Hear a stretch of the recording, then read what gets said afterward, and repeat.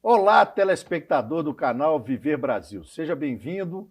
Obrigado por sua audiência aqui no programa Segurança Jurídica Brasil. Hoje nós vamos falar muito sobre métodos preferenciais de composição de litígios na sociedade. Lamentavelmente, a gente sabe que a sociedade brasileira tem aumentado muito o nível de conflito, seja conflitos empresariais, conflitos em áreas de condomínio, convivência urbana, conflitos rurais, como também conflitos familiares.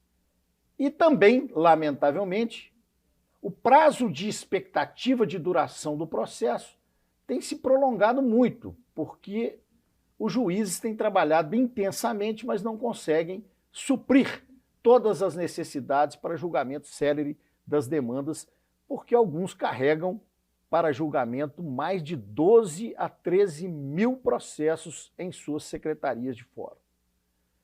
Nós já falamos aqui em programas sobre arbitragem, que é um desses métodos alternativos de composição de litígio. Alternativos antes, hoje até preferenciais. E hoje nós vamos falar muito sobre negociação, conciliação e mediação, que o Código de Processo Civil estabeleceu como preferencial. E, curiosamente, os advogados sêniores, formados há mais tempo, não se ambientaram nessas áreas para atuação profissional. Por quê?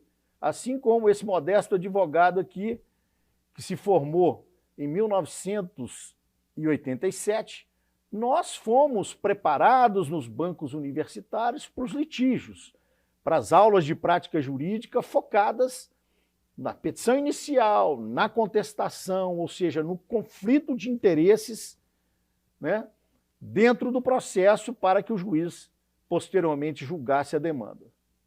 As gerações mais novas já estão aprendendo desde os bancos escolares esses métodos de conciliação e mediação. E nós trazemos aqui para falar, então, sobre isso, esses advogados já da nova geração.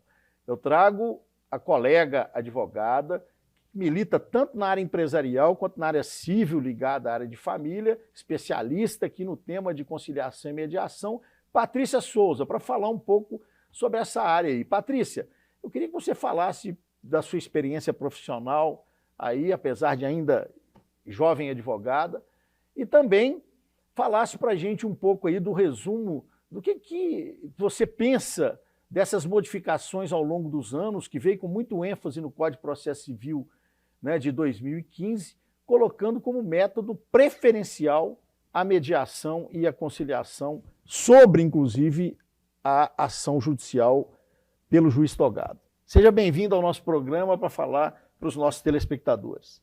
Obrigada, Luiz. Eu agradeço muito pela oportunidade de falar aqui com vocês hoje sobre esse tema que é tão importante, né, tão relevante aí para a sociedade.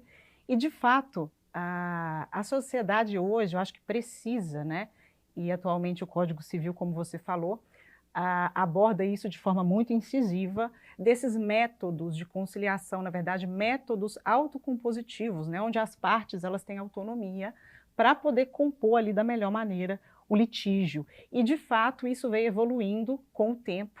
A cabeça dos advogados jovens já está voltada para essa solução consensual, mesmo porque ela é muito mais benéfica para as partes. Porque se você pensar que um processo, além de moroso, né, o tempo que ele pode levar, alguém, via de regra, sai perdendo, quando a gente fala da conciliação, da mediação, a gente tem ali um momento que as duas partes saem ganhando, porque uma cede um pouco, a outra cede um pouco, chega num consenso e muitas vezes consegue se salvar, inclusive a relação pessoal daquelas partes. Por quê? Porque muitas vezes tem menores envolvidos, aquelas partes elas não podem simplesmente se desvincular.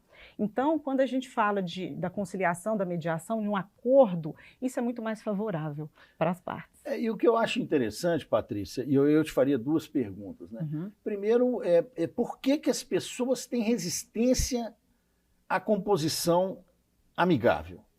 É uma coisa que, como advogado, eu nunca compreendi muito. As pessoas parecem que querem ganhar na justiça, querem ter uma decisão judicial favorável e não se preocupa com o tempo que isso vai demorar. Sim. Ou seja, porque a conciliação pressupõe você abstrair-se da ideia, muitas vezes, dos seus próprios direitos e compor ali, olha, ou seja, ou eu estou pagando para ficar livre do problema, ou eu vou abrir mão daquilo porque eu tô pedindo algo que eu aceito a metade.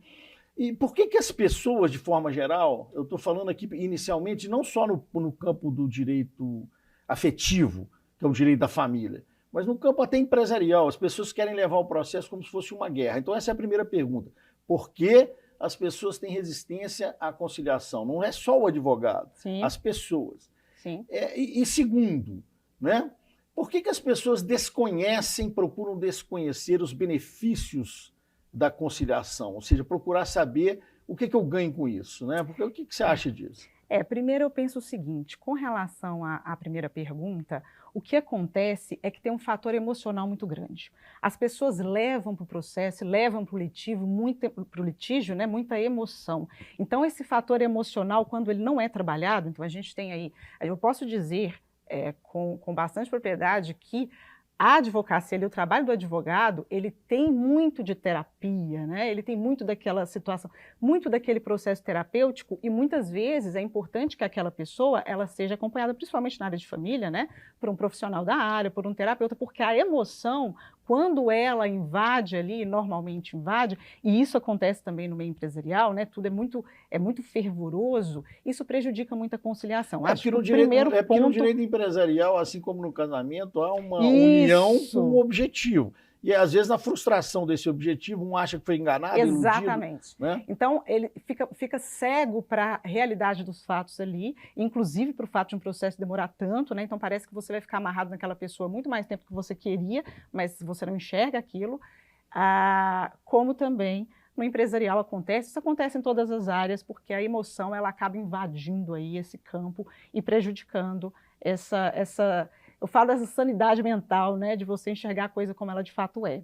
O Brasil hoje vive uma insanidade dos extremismos, né? Isso, coletiva, né? O extremismo hoje é muito complicado. E na área jurídica, parece que esse extremismo também leva a uma cegueira na questão da análise dos benefícios da conciliação. Eu, como aluno ainda da faculdade, lembrando aqui dos meus saudosos professores, lembro que eles sempre falavam que era melhor, né, um bom acordo do que um mau acordo com uma boa demanda. Exatamente. Não precisa chegar a esse exagero, né, da metáfora, mas a verdade é que nós temos que buscar realmente privilegiar a conciliação e a mediação. Sim, e aí eu quero entrar nessas temáticas aí. Uhum. O que você acha importante para a conciliação, para uma boa conciliação? O que você acha importante para uma mediação? Aquela pessoa que está nos assistindo em casa ali, que tem um processo, esse processo às vezes está 10 anos se arrastando e está precisando de uma palavra assim, de estímulo, de uma conciliação e mediação. O que você poderia dizer? Primeiro eu vou dizer o seguinte, quando você fez uma pergunta ali, qual que é a resistência? Por que as pessoas têm uma resistência com a mediação e conciliação? Na verdade, eu acho que é uma falta de informação mesmo, né? As pessoas, elas estão muito mais condicionadas, eu falo a pessoa leiga, né, na rotina, ela está muito mais condicionada a procurar o juizado para entrar com o processo, do que necessariamente procurar um Sejusc, né, que são os centros aí destinados a essa conciliação, aqui em Minas Gerais, por exemplo, para poder fazer uma conciliação, para poder chamar outra parte para conversar. Então, eu penso que a desinformação é o que mais prejudica. E, em segundo lugar, para a segunda pergunta, eu diria que é um bom profissional. Eu penso que a partir do momento que a pessoa tem a informação e busca a conciliação, ou seja, por orientação do juiz, por orientação do Ministério Público, por orientação de qualquer profissional ou até por vontade própria, ela está disposta a conciliar, ela chama a outra parte e ambas estão dispostas a conciliar, porque a disposição ela é essencial, a conciliação não é obrigatória. Eu falo, o resultado, né, não é obrigatório. Se um não quer, dois não conciliam. Então, se ela está disposta, o que precisa, e aí é uma questão do judiciário, que hoje prepara os seus profissionais, é exatamente um conciliador, um mediador preparado. Porque se ele não estiver preparado, se ele não tiver as técnicas, se ele não dominar aquelas técnicas essenciais ali, vai se frustrar. As partes já estão muito sobrecarregadas emocionalmente, já envolve uma série de questões. Se não tiver uma pessoa conduzindo de forma muito consciente o processo, realmente fica mais difícil resolver. E aí volta para o litígio ainda mais emocionado, né? Ainda mais fervoroso. Assim. Então, eu penso que o processo, o procedimento da conciliação e da mediação tem que ser bastante bem conduzido. Vamos distinguir um pouco aqui a conciliação da mediação. A conciliação é quando as Ótimo. partes conseguem, por elas mesmas, chegarem a um consenso na elaboração desse acordo.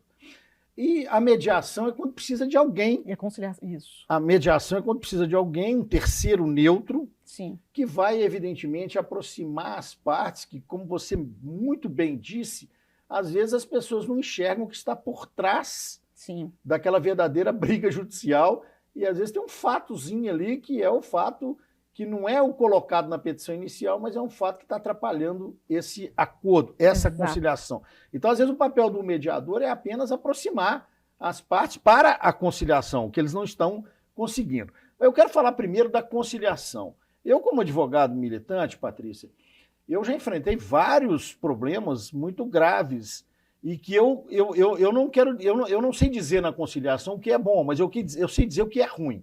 Mas eu queria que você dissesse o que é bom, tá? Eu vou dizer o que é ruim. Uhum. Primeiro, eu acho ruim o juiz ameaçador.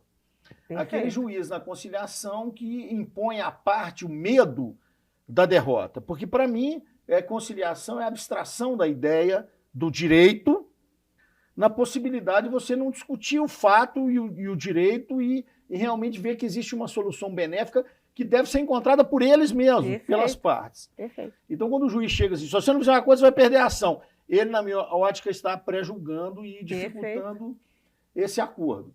E segundo, quando o conciliador, muitas vezes, no SEJUS ou nos instrumentos que você citou, ainda não está bem preparado e ele provoca uma discussão do fato. Eu lembro um caso, para mim, cômico, desculpa comentar esse caso, mas é um caso cômico, de que eu fui fazer uma audiência com a minha cliente sobre um aluguel de casa na praia. E ela tinha recebido um valor e a casa, a critério da outra parte, não era tão boa.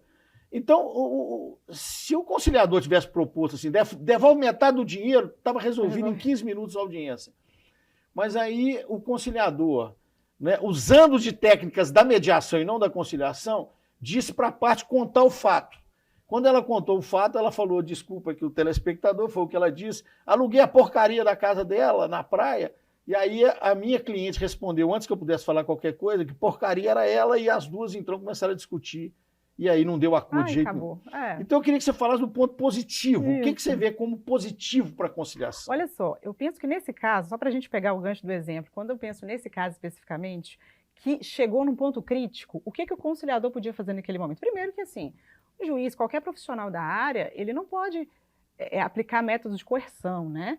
A conciliação é o que a gente falou no início, se o profissional é bem preparado, ele sabe que ele não vai fazer isso em momento algum, porque ele tem que conduzir as partes de forma a minimizar o conflito, ou seja, ele está ali exatamente para colocar panos quentes, não no sentido de abafar os problemas, mas distrair de cada parte ali a essência do que ela está dizendo, e não a emoção falando. Então, quando eu pego esse exemplo, neste exato momento em que as partes falaram isso, se o conciliador tivesse aplicado uma técnica que é de fazer a sessão individual com cada parte, talvez ele tinha salvado, inclusive, a própria conciliação, o próprio procedimento. Por quê? Porque as partes se exaltaram no meio do procedimento. Se ele tivesse pedido, olha, vamos fazer o seguinte, então para a gente poder acalmar, chegar aqui, eu vou sentar primeiro com fulano, senta, conversa, escuta o que ele tem para dizer, aplica a escutativa, extrai ali a essência do que ele está dizendo, sem emoção.